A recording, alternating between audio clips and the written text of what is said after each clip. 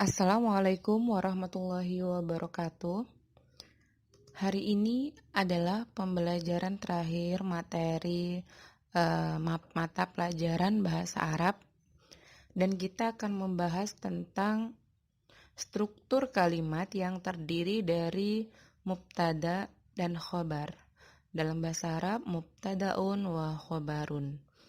Apakah itu mubtada? Mubtada adalah isim atau kata benda, baik benda hidup ataupun benda mati, yang berada di awal kalimat. Mubtada biasanya itu berupa yang pertama adalah nama orang, seperti Ahmad, Musa, Fatimah, Aisyah, Hindun, Maryam, Harun, dan lain sebagainya. Yang kedua, mubtada dapat berupa kata benda yang didahului oleh al, seperti al-kursiyu yang berasal dari kata kursiyun, kita beri al menjadi al-kursiyu. Al-maktabu, al-hadiqatu, al-madrasatu, al-ustadu, al-mudarrisatu, dan lain sebagainya. Kemudian yang ketiga, mubtada itu juga bisa berupa kata tunjuk. Misalkan hada, hadhihi, dzalika, dan tilka. Jadi jika ada 3 kategori ini di depan kalimat, maka dapat kita curigai berkedudukan sebagai mubtada dalam suatu kalimat.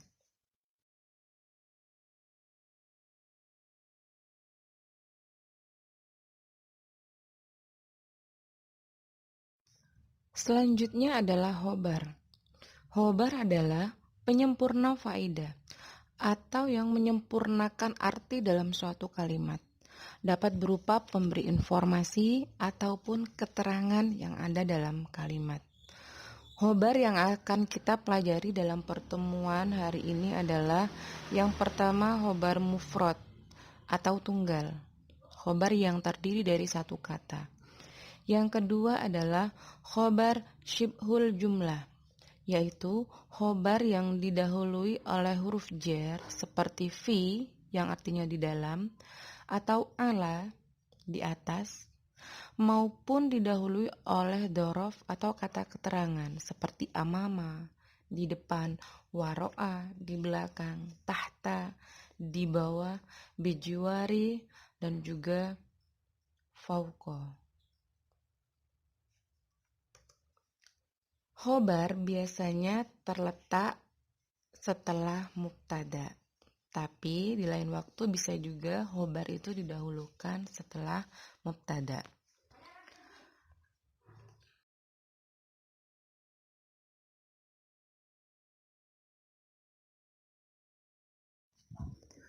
Mari kita perhatikan struktur kalimat berikut ini.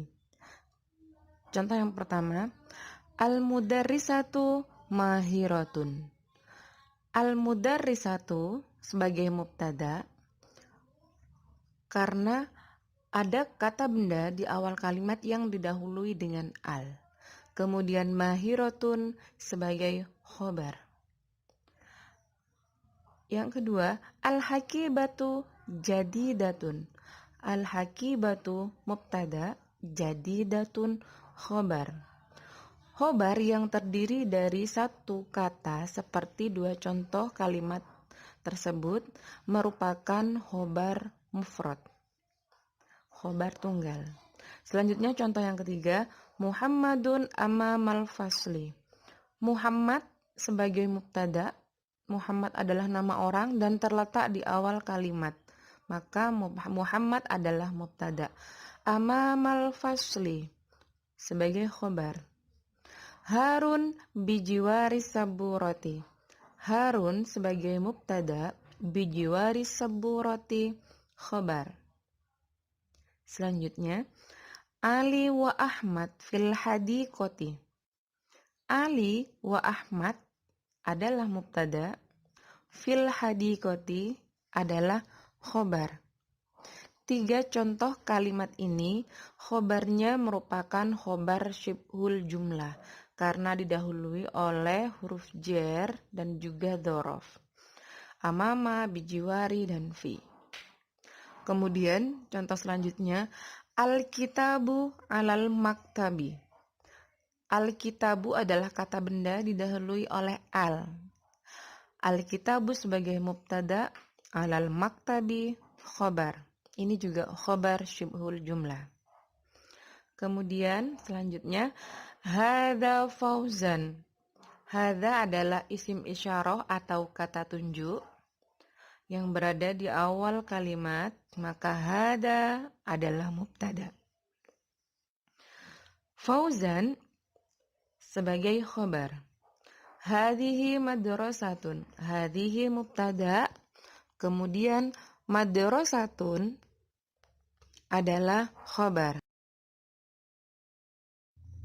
Selanjutnya kita akan belajar tentang struktur kalimat khobarun muqaddamun wa mubtadaun muakhirun, atau dapat kita baca khobar muqaddam dan mubtada muakhir. Khobar muqaddam adalah khobar yang didahulukan dari mubtada. Kalau tadi mubtada dulu, sekarang khobarnya dulu diletakkan di depan, baru kemudian mubtada. Mubtada muakhir adalah mubtada yang diakhirkan setelah khobar. Bolehkah demikian? Boleh. Nah, tapi ada syaratnya. Struktur kalimat yang dapat dibalik seperti ini, khobarnya lebih dulu kemudian mubtada, dapat digunakan apabila khobarnya adalah khobar syibhul jumlah atau didahului oleh fi, amama, ala, dan sebagainya tadi.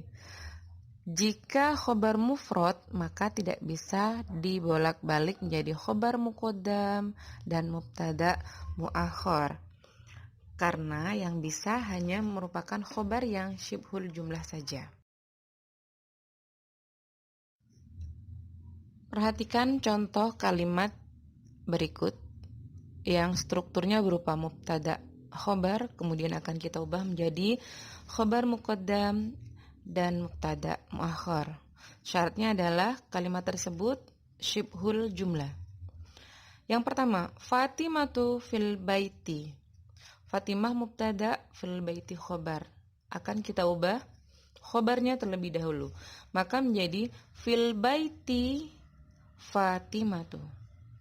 Contoh kedua, Hamidun amamal idaroti. Amamal idaroti Hamidun. Jika nama orang, maka ketika berubah struktur menjadi khobar muqaddam dan mubtada muakhir, nama orang tersebut tidak berubah harokatnya. Berbeda dengan kata benda yang didahului dengan al. Kita lihat, perhatikan contoh berikut. Al-khizanatu bijiwari saburoti. Berubah menjadi bijiwari saburoti khizanatun. Alnya kita buang, kemudian diganti harokat tanwin di belakangnya. Al-khizanatu berubah menjadi khizanatun. Seperti contoh selanjutnya, as-suru fil hadiqati. Fil hadiqati surun. Al-kharitatu alal haiti. Alal haiti kharitatun. Al-maq'adu wal kursiyu tahta syajarati. Kita balik, tahta syajarati maq'adun wa kursiyun.